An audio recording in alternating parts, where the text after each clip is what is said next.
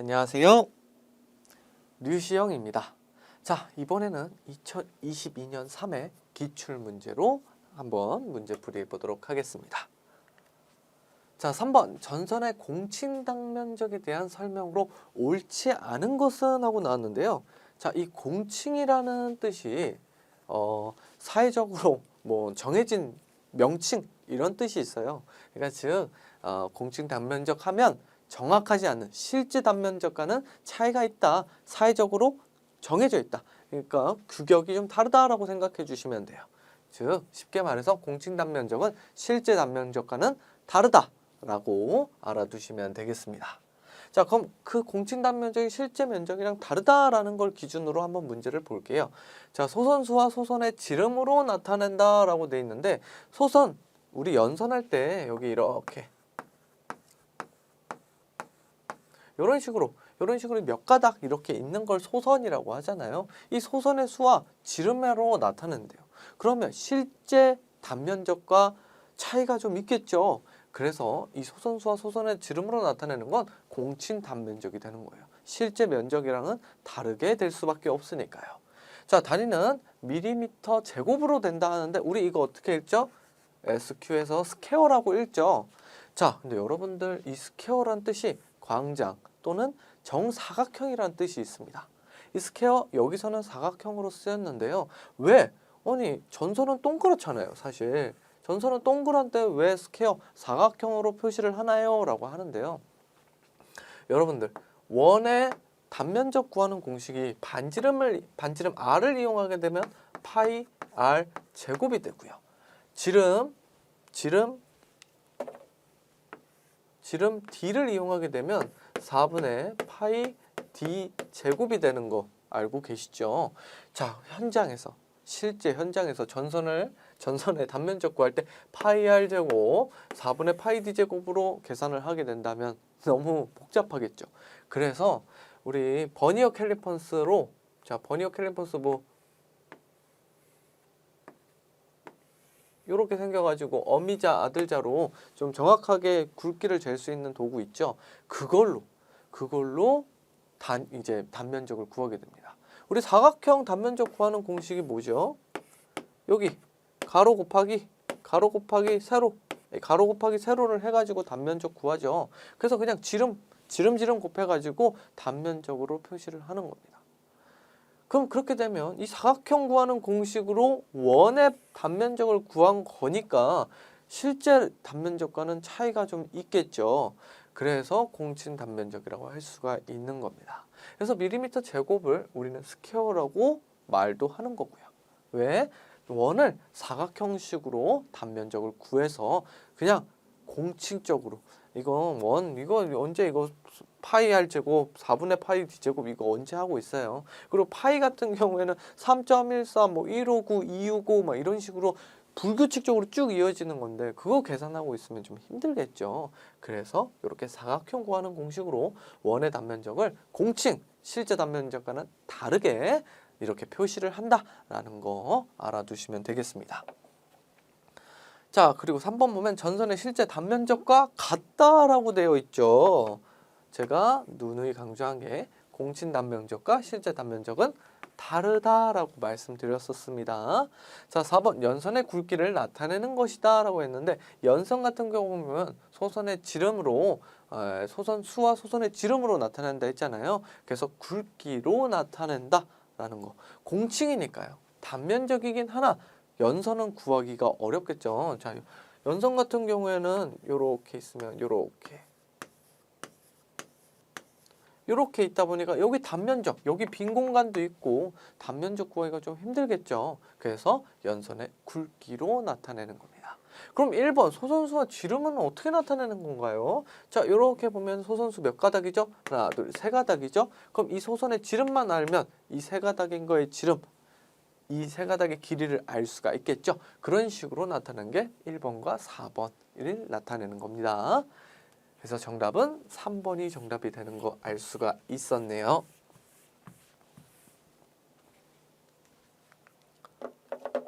자, 6번 나전선 등의 금속선에 속하지 않는 것은 이라고 했는데 자, 나전선이 이제 노출된 선이죠.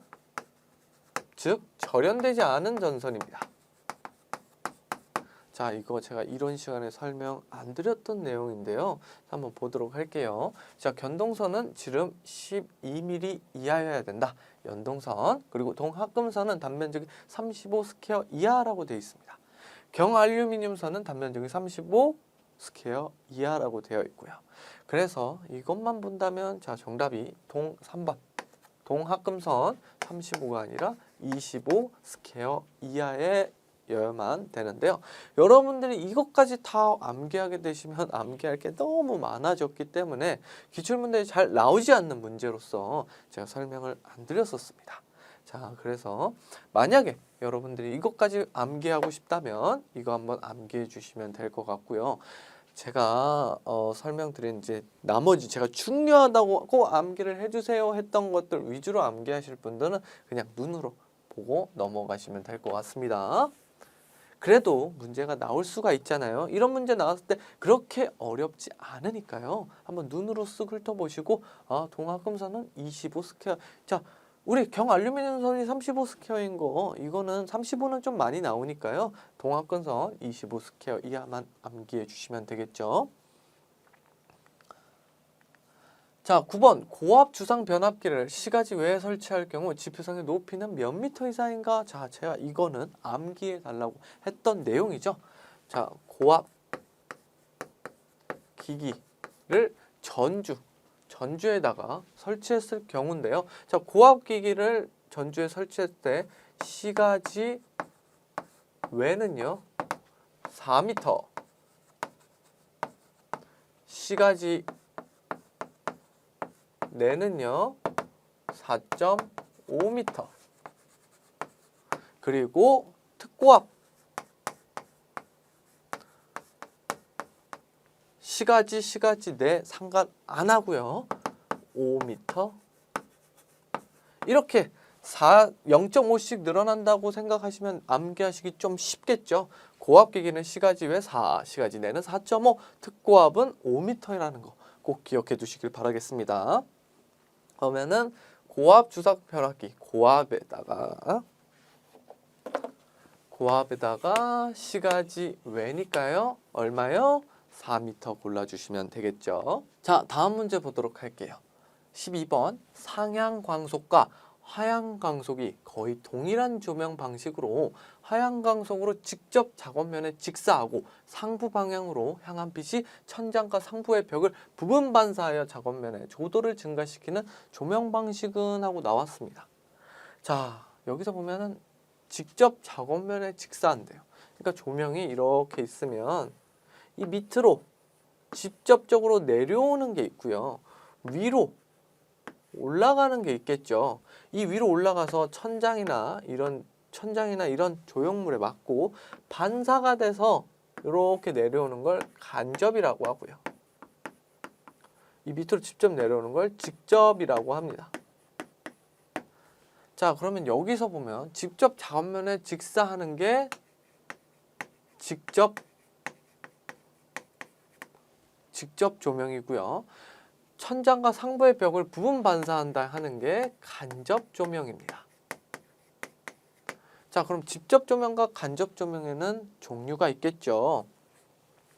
직접부터 보게 된다면요. 직접 조명은요. 직접 조명 하나, 그 다음에 반직접, 그 다음에 전방 확산, 이렇게 세 가지가 있습니다. 직접 조명은요, 직접 작업면에 직사하는 부분이 90에서 100%입니다. 그럼 반직접은 어떻게 될까요? 반직접 같은 경우에는 직접 직사하는 부분이 90%에서 60%예요. 그리고 전반 확산은요, 60%에서 40% 정도가 됩니다. 그럼 나머지 부분은 간접으로 넘어가는 거예요. 그래서 직접 조명에서도 90%에서 100%가 직접으로 내려오고 반직접은 90에서 60%가 직접이면 10%에서 40%는 간접으로 넘어가게 되는 겁니다. 전반 확산은요. 40%에서 60%가 간접 조명으로 되는 거예요. 그리고 이 전반 확산 같은 경우에는 이제 뭐 조명의 광도나 이런 게 일정하다, 동일하다, 이런 말이 나오면 전반 확산을 골라주시면 됩니다. 자, 그리고 그러면 간접 조명도 있겠죠. 간접 조명은요, 직접과 반직접의 반대입니다. 간접, 반간접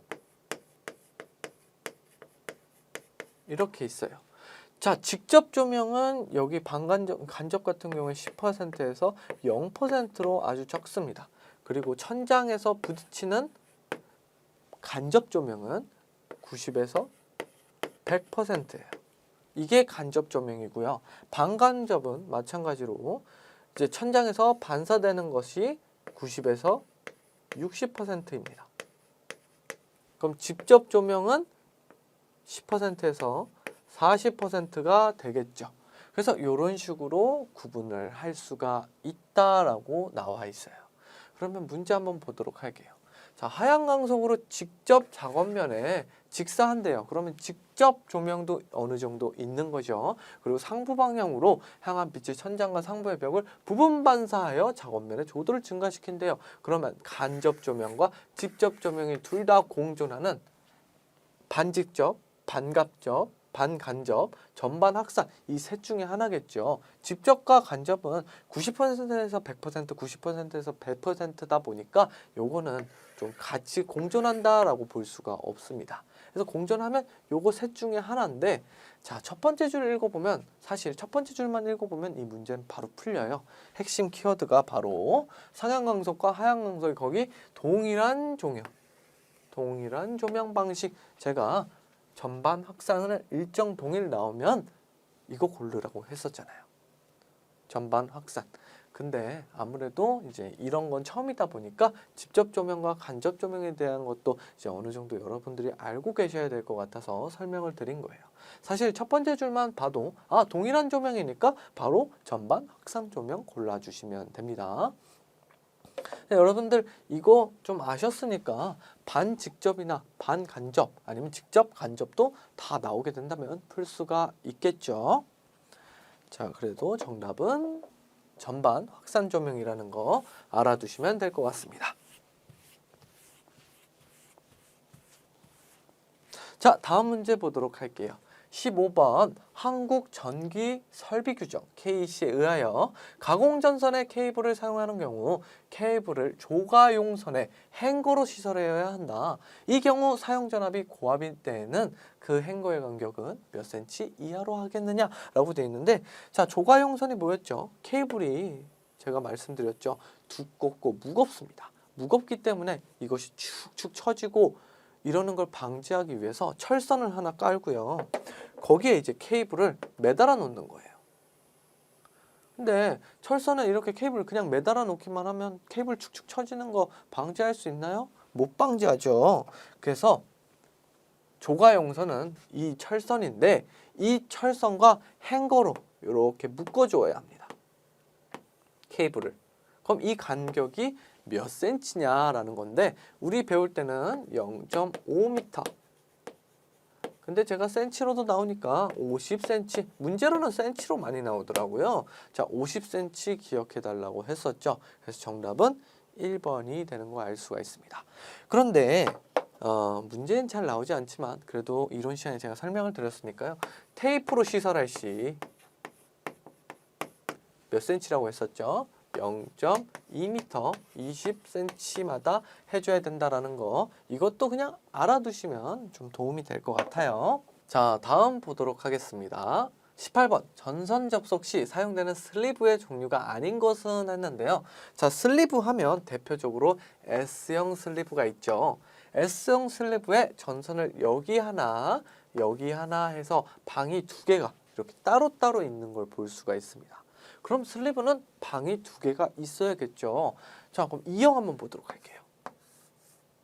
여기 하나, 여기 하나. 방이 두 개가 존재하죠. 그리고 P형 보도록 하겠습니다. P형, 여기 하나, 여기는 방이 아닌 것 같지만 우리 슬리브는 이렇게 전선 끼우고 압착을 해야 되죠. 압착을 했을 경우 요 P, 여기 밑에 부분이 이렇게 말려서 압축이 되니까 이렇게 말려서 방이 하나가 만들어지는 걸 알 수가 있죠. 자, 그럼 D형 한번 보도록 할게요.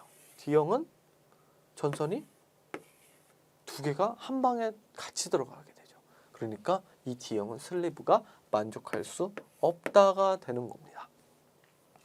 만약에 B형이었다면 여기 하나 이렇게 달랄 수가 있겠지만 B형이 아니라 D형이니까 한 방에 나눠질 수가 없죠. 그래서 슬리브가 되지 않는 겁니다.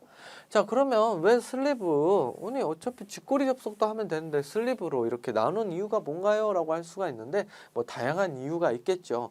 뭐 두 개의 금속이 다른 금속이어서 하나는 연선이고 하나는 단선인 경우도 있겠고 이제 뭐 다른 금속일 때도 있겠죠. 다른 금속이라면은 뭐 파괴율이라든가 인장률이라든가 이런 것들이 달라질 수가 있기 때문에 이렇게 따로따로 나누어져서 사용을 하고요. 아무래도 동일한 금속끼리 이렇게 묶어 놓으면 부식이 생기지 않지만 이질감 금속, 다른 금속끼리 묻혀서 이렇게 계속 마찰이 되고 압력을 받으면 부식이 생길 수가 있습니다.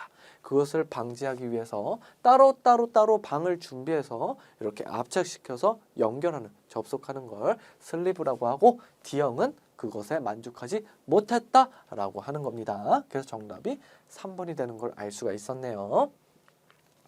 자, 21번 최대 사용 전압이 70kV인 중성점 직접 접시식 전로의 절연 내려 시험은 몇인가 라고 나왔습니다. 자, 이거를 알려면 그 표 있죠. 제가 이거 절연 내력 시험 표가 엄청나게 많았는데 다 암기하지 말라고 말씀드렸잖아요. 마찬가지입니다. 이거 풀려면 그걸 전부 다 아셔야 돼요. 사실 시험이라는 게 떨어뜨리려고 시험을 보는 건 아니지만 어느 정도 변별력이라는 게 있어야 됩니다. 제가 기출문제가 대부분 15문제는 기본으로 맞출 수 있는 문제가 출제가 된다라고 말씀을 드렸는데요. 이 15개 기준으로 봤을 때 16개에서 13개 과목당 맞으면 합격이라고 말씀드렸었습니다. 근데 이 15개가 기본이고 5개는 조금 어려운 이런 좀 한두 문제는 이렇게 좀 대놓고 틀려라 하는 문제가 이런 식으로 나오게 되는데요. 왜 이런 게 나오냐? 20문제.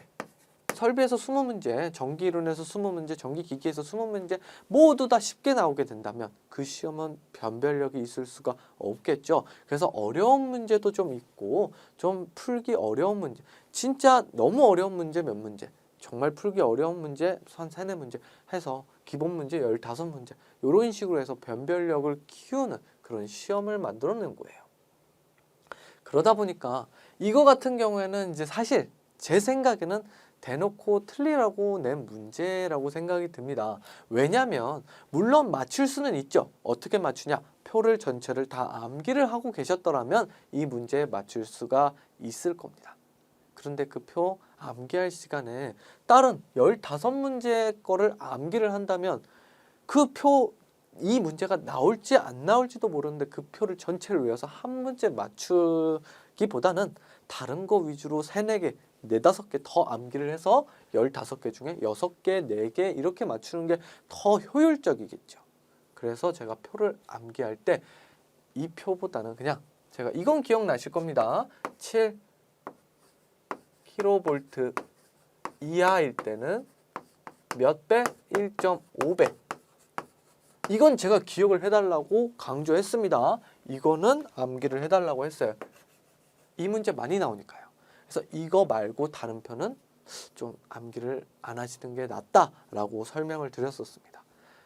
이 문제는 좀 대놓고 좀 틀려라 라고 하는 문제 중 하나였습니다. 그러니까 여러분들 이거 보면서 막 정신 흔들려가지고 표 외웠어야 됐는데 이런 생각하지 마시고 그냥 가볍게 넘어가 주세요. 다른 문제를 푸셔서 이 문제 하나 맞출 시간에 3, 4문제 더 맞추는 게 3, 4문제 여러분들이 더 자신 있는 문제 맞추시는 게 더 낫습니다. 자, 근데 문제는 나왔으니까 자 풀어드리자면요. 70kV니까 공 3개 이거겠죠. 곱하기 0.72배 해주면 됩니다. 그래서 정답이 5400V가 나오게 되는데요. 여러분들 이거 외우지 마시고 자, 7kV 이하 1.5배 꼭 암기해 주세요. 절연 내력 시험. 근데 만약에 변압기, 전동기, 발전기 이런 말들이 포함이 되어 있다. 그래도 1.5배지만 최저 500 최저 500V 이거 꼭 기억해 달라고 누누이 강조했습니다. 이 500V 굉장히 많이 나와요. 왜 이건 500V냐? 최저 1.5배를 했는데 500V를 넘지 않으면 500V로 절연 내력을 시험하라 이거예요.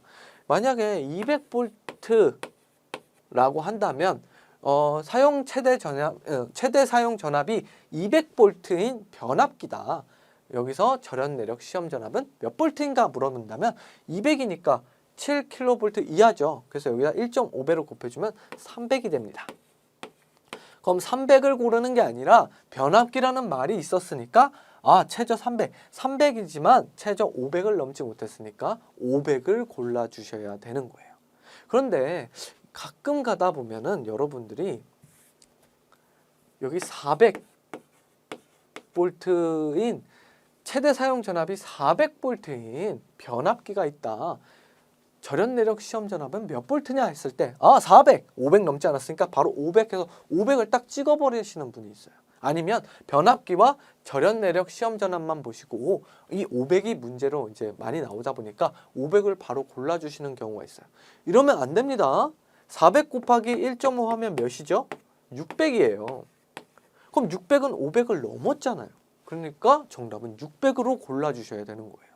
이거 많이 나오고요. 요렇게 헷갈리게끔 많이 나오게 되니까 여러분들 꼭 계산기가 제일 좋겠죠. 계산기로 자 최대 사용 전압 딱 입력하고요. 1.5배 곱해서 최저가 넘는지 안 넘는지 꼭 구별하셔서 문제 풀이를 해주셔야 됩니다. 언제요? 7kV 이하일 때. 그냥 절연 내력 시험 전압만 물어본다면 1.5배를 해준 값을 적어주시면 되고요. 변압기, 전동기, 발전기라는 말이 있고 시험 내력 전압이 몇이냐? 라고 한다면 1.5배인데 최저는 500이다 라는 거 꼭 기억해 두시길 바라겠습니다.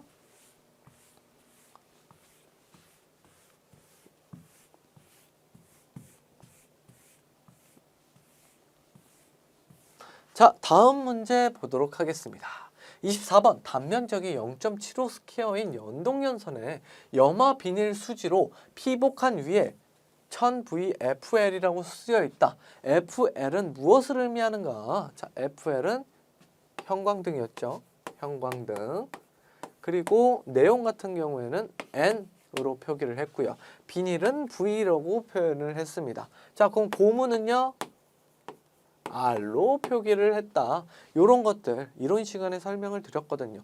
이것도 표가 많은데 그 표를 전체적으로 암기를 해주시기보다는 자 V 나오면 비닐이고 FL은 형광, N은 네온, R은 고무 이런 식으로 암기를 해주시면 나중에 풀 때 V가 있으니까 비닐 중에 무엇일 거야? 이거 중에 무엇일 거야? 라는 거 알 수가 있겠죠. 자, 다음 문제 27번 보도록 하겠습니다. 가공전선로의 지지물에 시설하는 지선으로 연선을 사용할 경우 소선은 몇 가닥 이상이어야 하는가? 라고 되어 있는데 자, 지선 나왔어요.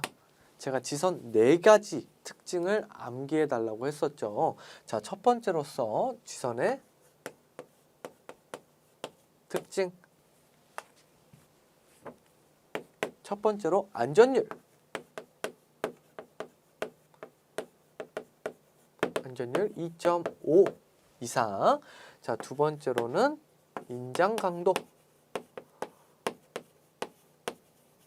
인장 강도는 4.31 kN 이상. 그다음 세 번째로는 굵기가 되겠죠. 굵기 몇이요? 2.6 mm 이상. 그 다음에 소선 가닥수는 3가닥. 가닥수 3가닥 이상이다. 이거 제가 꼭 암기해 달라고 했었죠. 아무래도 여러분들이 암기했을 때 3번과 4번은 정말 암기를 해주셔야 되고요. 1번과 2번도 어느 정도는 암기를 해주셔야 됩니다. 이걸 암기하고 계신다면 기사, 전기기사, 전기산업기사에서도 아주 큰 도움이 될 거예요. 기능사에서도 큰 도움이 되니까요. 이 4가지는 지선 나왔다 하면 이 4가지는 자동으로 나올 수 있게 암기를 해주시면 좋을 것 같습니다. 자, 연선을 사용할 경우 소선은 몇 가닥이요? 3가닥 이상이니까 3가닥 골라주시면 되겠죠.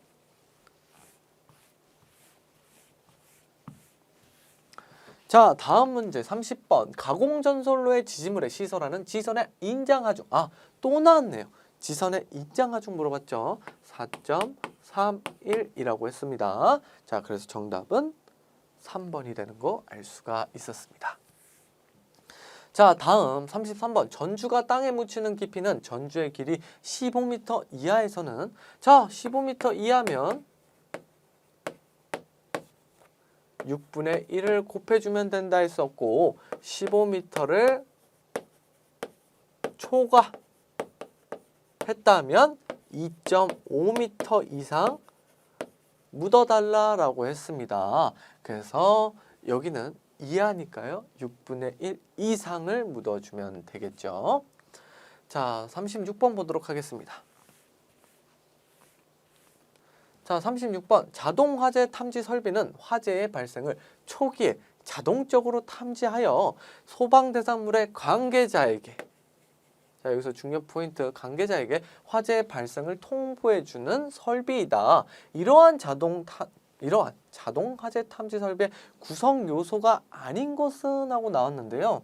자, 여러분들 봤을 때 이 관계자에게라는 뜻은 특정한 사람에게만 이제 알려줘야 되는 거죠. 불특정 다수에게 다 같이 알려주는 게 아니라 특정한 대상을 통해서 이렇게 알려줘야 되는 겁니다. 그러다 보니까 수신기, 발신기, 중계기, 수신을 해주고 발신기를 받아야 되겠죠. 그리고 그걸 이제 수신기, 발신기 사이에서 중계를 해주는 이 3가지는 꼭 필수로 들어가야 되는데요. 비상경보기는 이 경보기 같은 경우에 울리게 되면은 저 관계자가 아니어도 알 수가 있겠죠. 이게 소방이 이렇게 막 울리잖아요. 그러면 불났다라는 거니까 이제 불났나 보다 하고 관계자가 아니어도 알 수가 있는 거죠. 여기 관계자에게라고 되어 있잖아요. 특정 대상에게만 알려줘야 되는 거니까 비상경보기는 포함이 되어 있지 않는 것이라고 보시면 됩니다. 만약에 불특정 다수에게 알려줘야 되는 시스템 같은 경우 비상경보기가 될 수가 있겠죠. 자, 39번 보도록 하겠습니다. 단상 2선식인 저압 전선로 중 절연 부분의 전선과 2선 모두 대지 간의 절연 저항은 사용 전압에 대한 누설 전류가 최대 공급 전류의 몇 배? 이거 제가 첫 번째 장에서 1장에서 맨 처음에 알려준 거죠. 정말 누누이 강조했습니다. 2000분의 1.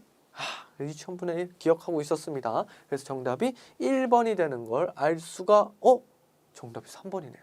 왜 3번일까요? 여기 보시면 2선 모두 단상 2선식 이렇게 힌트를 계속 주고 있었어요. 제가 뭐라 했습니까? 그냥 하나의 전선일 땐 2000분의 1이지만 이렇게 자 1번 전선 그리고 여기 사이에 부하가 이렇게 있고요.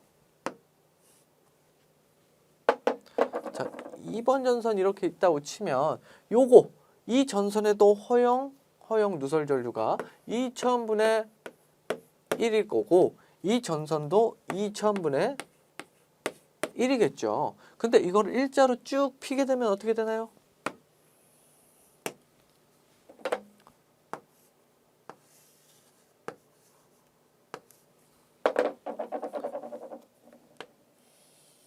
이렇게 되죠. 그럼 여기도 2000분의 1 여기도 2000분의 1이 되겠죠. 그럼 이거 2개 더해주면 2000분의 2가 돼서 약분해서 1000분의 1이 되더라. 그래서 2선 모두 단상 2선씩 이런 말이 나오고 뭐 누설 전류 최대 공급의 전류 몇 배 이런 말이 나오면 1000분의 1을 골라줘라 라고 제가 문제풀이 시간에도 설명드렸고 이론 시간에도 설명을 드렸던 내용입니다. 여러분들 꼭 기억하셔서 이런 거 실수하지 마시고 1000분의 1을 꼭 골라주도록 하세요.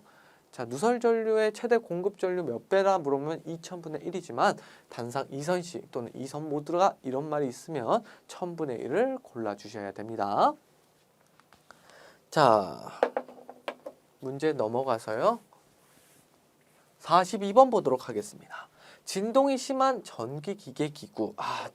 진동 나오면 제가 다른 거 보지 말라 했잖아요. 그냥 진동만 보세요. 그 다음에 혹시나 틀린 것을 골라라, 아닌 것을 골라라 할 수 있으니까 문제를 한번 쭉 읽어보면 전기기계 기구 단자에 전선을 접속할 때 사용되는 것은 했습니다. 자, 그리고 보기를 얼른 보세요. 여기에 스프링 와셔가 있다면 무조건 다른 거 보지 말고 스프링 와셔 골라주시면 됩니다. 진동 나왔으면 스프링 와셔인데 혹시 모르니까 문제 한번 싹 읽어주세요. 아닌 것은 이라고 고르라고 할 수도 있으니까요. 한번 싹 훑어보고 사용되는 것이라고 했으니까 보기 얼른 봐서 스프링 와셔 바로 진동 스프링 와셔 골라주시면 됩니다. 자, 45번 가공전선로의 지지물에서 다른 지지물을 거치지 아니하고 수용장소의 인입선 접속점에 이르는 가공전선을 무엇이라 하느냐라고 했습니다. 자, 가공이니까요. 공중에 있는 거죠. 공중에 가설을 했다.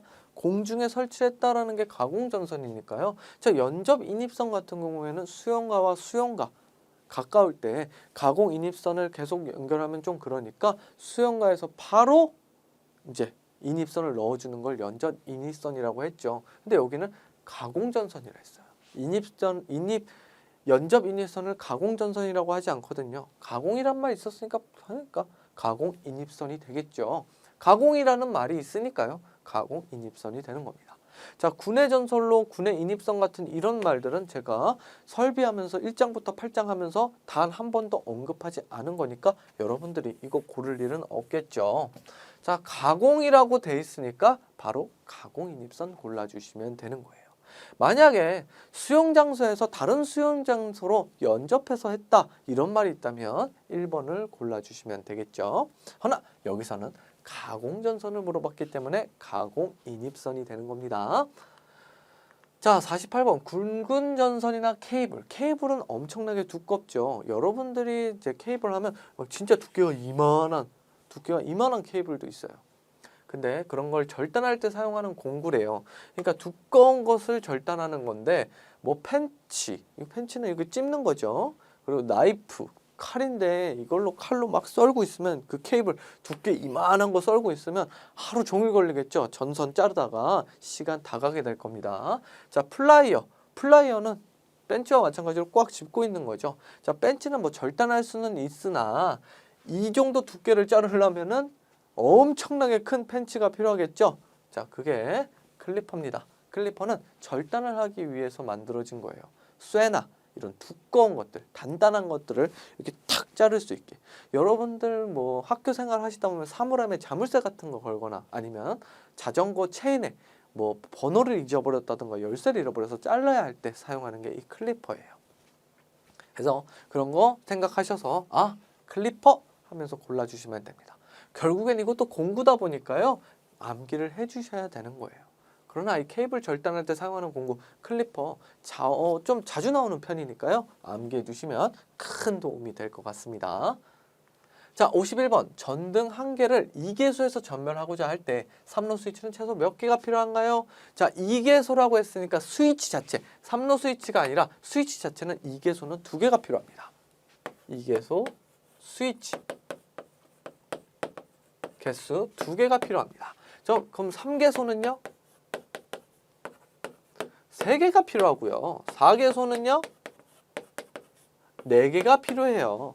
그런데 이 삼로 스위치라는 말이 붙게 되면 여기도 2개, 여기도 2개가 됩니다. 그러면 3개소는 3개라 했고 4개소도 4개라고 했는데 그럼 나머지 2개 스위치는 뭔가요? 하면은 여기 4로 스위치.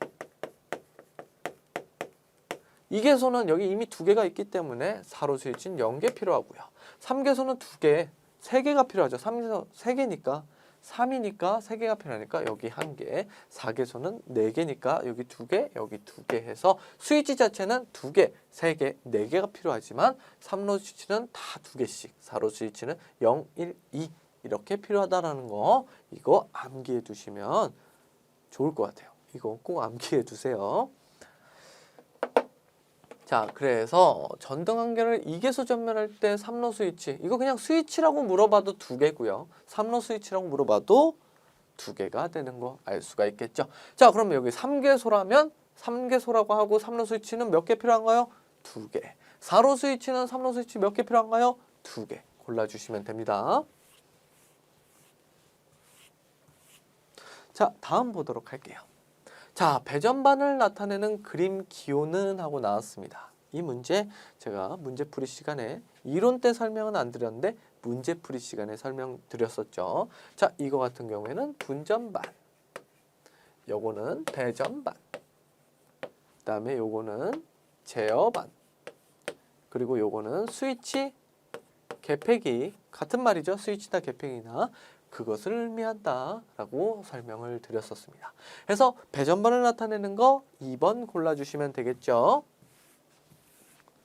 자, 다음 문제 보도록 할게요.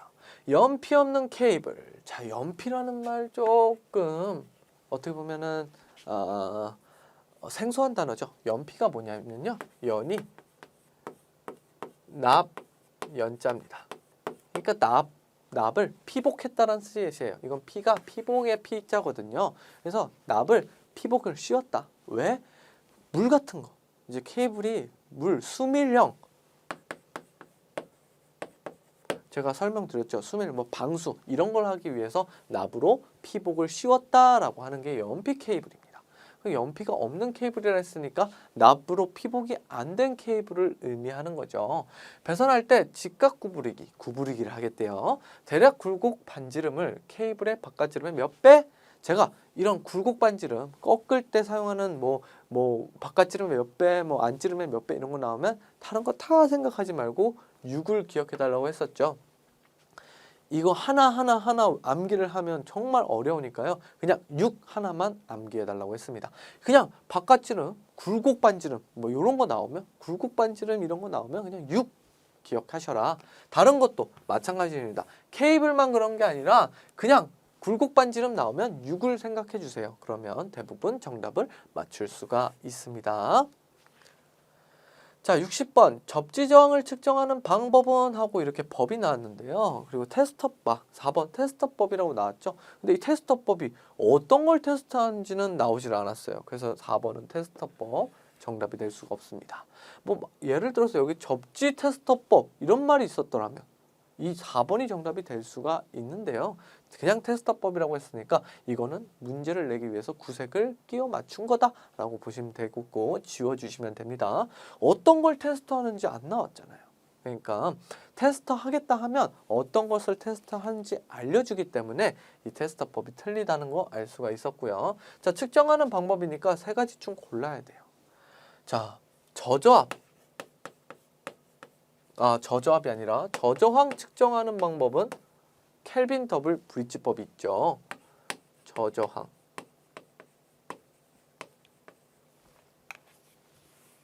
자, 그리고 휘스트스톤 브릿지법은 중저항을 측정합니다. 그리고 콜라우시 브릿지법은 특수저항.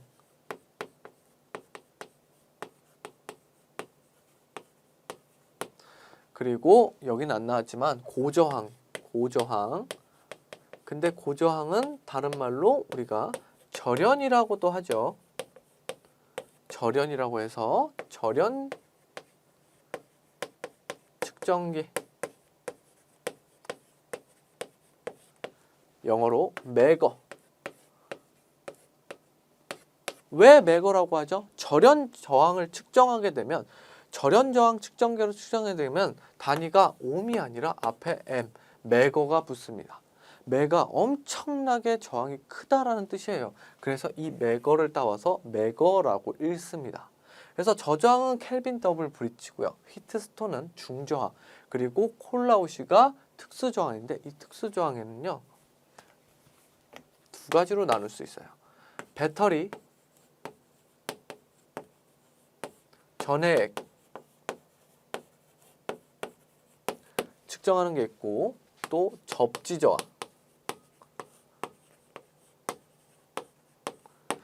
측정하는 특수저항이 두 가지로 나뉘게 됩니다. 그러면 접지저항 측정하는 방법이라고 했으니까 콜라우시 브릿지법을 골라주시면 되겠죠.